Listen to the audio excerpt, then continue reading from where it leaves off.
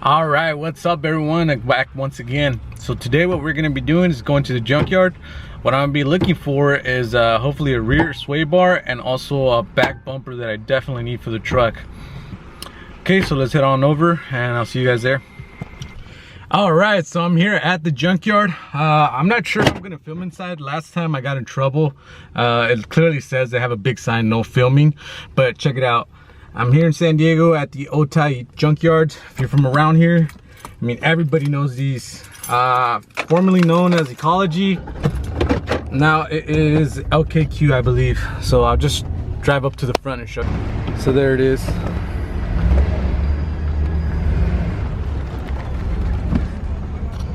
Okay, so how this junkyard works is it's pick your own part. So basically you pay $3 entrance fee.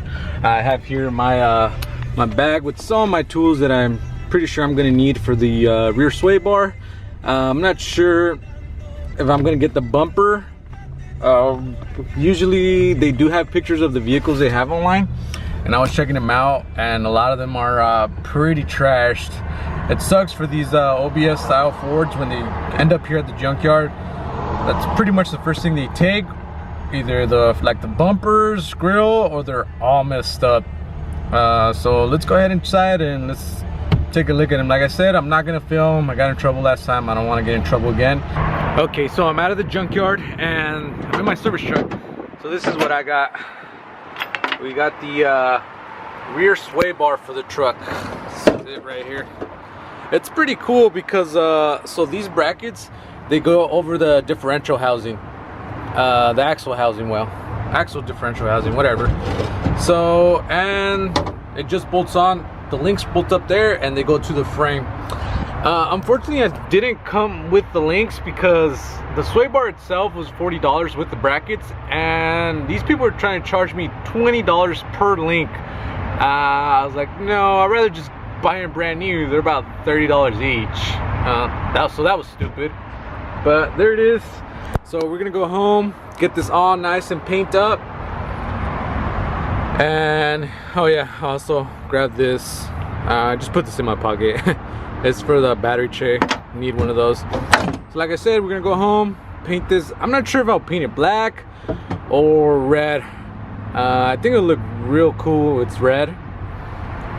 I think it's about 1 inch thick.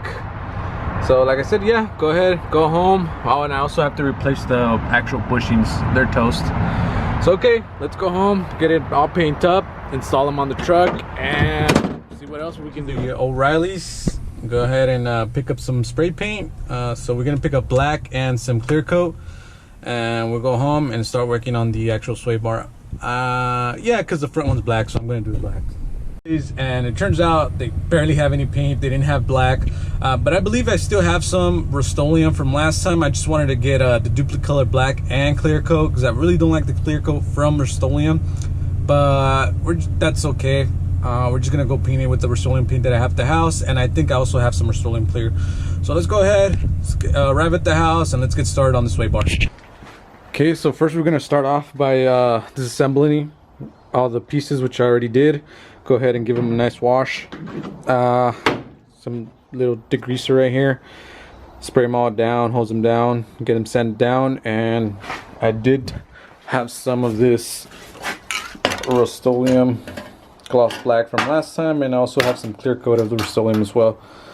So let's go ahead and get that done. Just spraying it down, like I said, with this degreaser right here. Take off the actual bushings from the sway bar. Let me just go ahead, like I said, give it a clean it all up, clean it, scuff it up. Some 200 sandpaper, 200 grit sandpaper. Then we're gonna hit it with the Rust-Oleum gloss black and clear coat. Okay.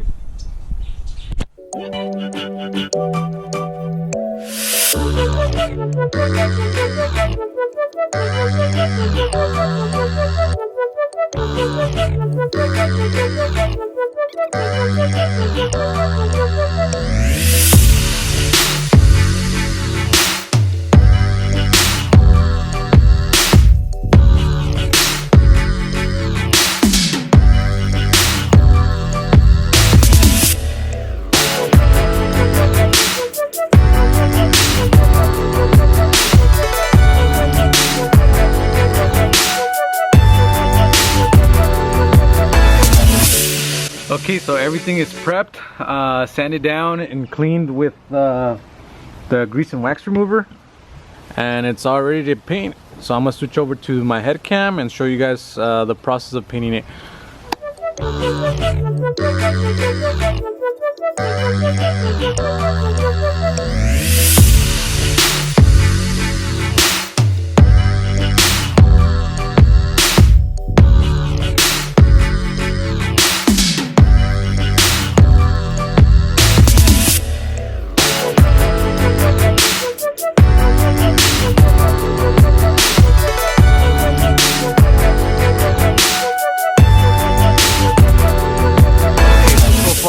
I've got it all painted out. I'm not gonna spray any clear coat on it. I'm just gonna install like that. Here's the finished product. Man, they turned out great. I'm not gonna install it today. We're gonna be installing them tomorrow because it is getting dark. It gets dark here around 5 p.m. It's roughly around 4:30, but there it is. Man, that gloss black makes it look very, very nice. And here are the other parts right here. It's the brackets for it. Okay, so it's been a few days. I've had the sway bar drying out in the sun, and it's ready to go, mounted up. So I got new sway bar links. I got some Moog Sway Bar links right here, and then also the sway bar bushings. And now, here's a part number for them. Now these seem a bit smaller than the ones they had on the actual bracket, but the bushing itself fits the bar. I've been having trouble finding these actual sway bar bushings for this, so we're just gonna go ahead and try it out and see how it fits. Okay, so I'm underneath the truck, and the cool thing about it is the differential housing has these like little notches right here. So one on this side and one on the other side, and that's where these brackets go onto. See that right there? Then the other one, this one, so it goes like this. That. Then it has a little indentation right there for the actual axle housing, and then the bolts, they just run, the U-bolts run through the back like that right there. Sorry, you can get a better picture like that. All right, so I got it all mocked up. Let me just go ahead and start bolting things up and then show you how it looks.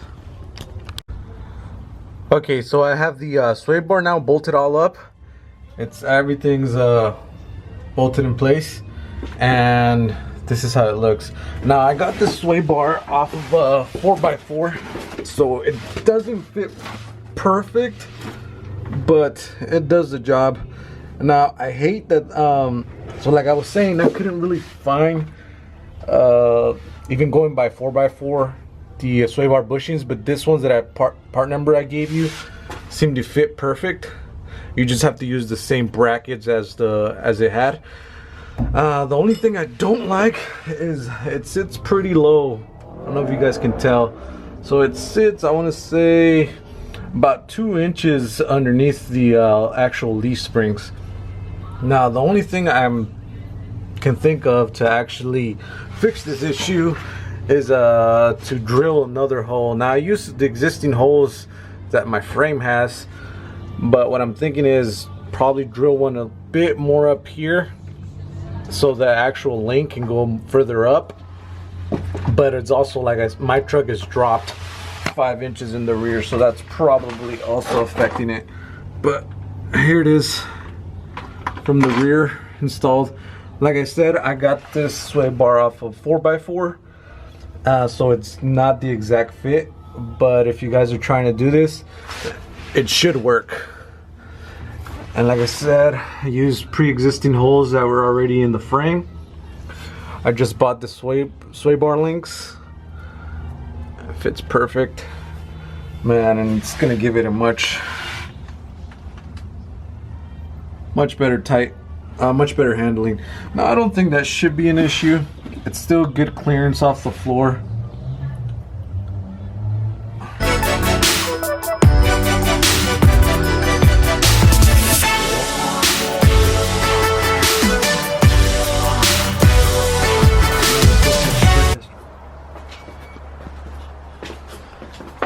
Okay, so I'm back from my test drive, and oh my goodness, going from no sway bar to having both sway bars in the front and the rear is such a huge difference. If you haven't done it, if you guys don't have one, I highly recommend it. So that's it for today's video. Thank you everyone for watching. Thank you very much. If you guys have any questions, comments, concerns, leave me a comment down below. If you aren't subscribed, go ahead and subscribe. Until next time, later.